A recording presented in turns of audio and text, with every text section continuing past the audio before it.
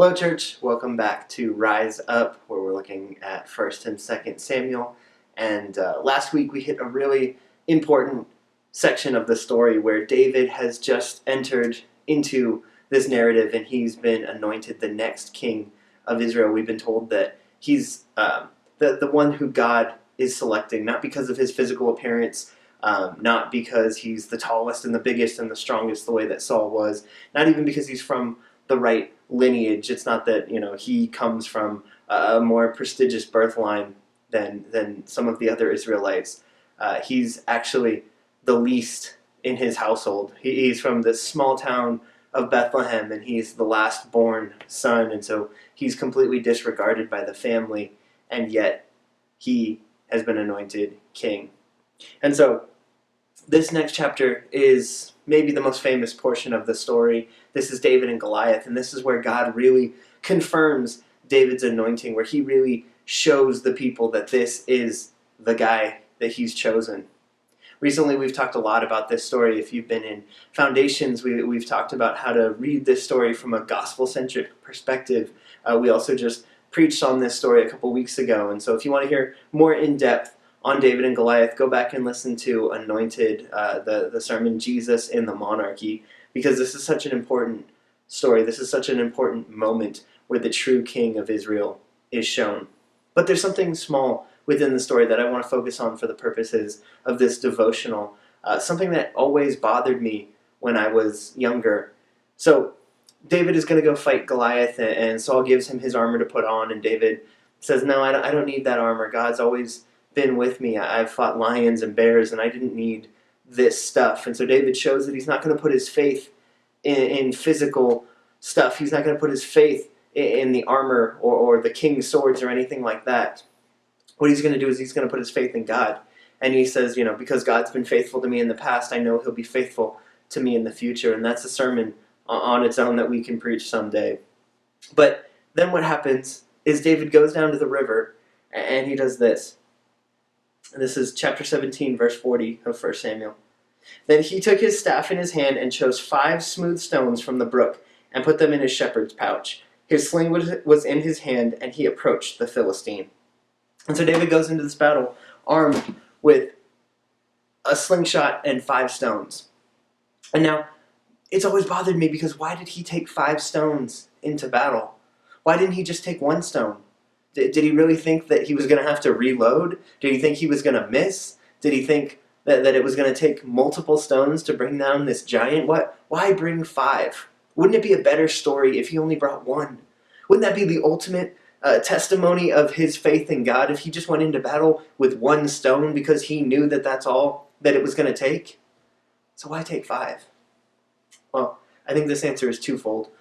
The first reason is that in this culture, in this ancient Hebrew culture, numbers had meaning, and the number 5 was symbolic of grace.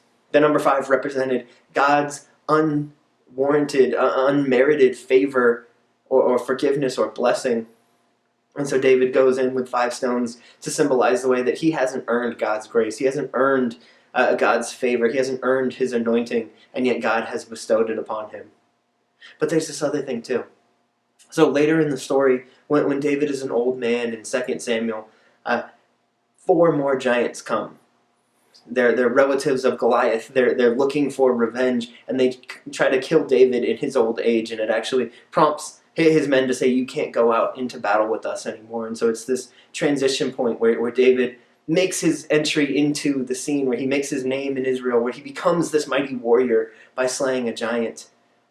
And it's this threat of these 4 giants that are coming after him at the end that kind of retires him as a warrior. But God still uses the people around David to slay those other 4 giants.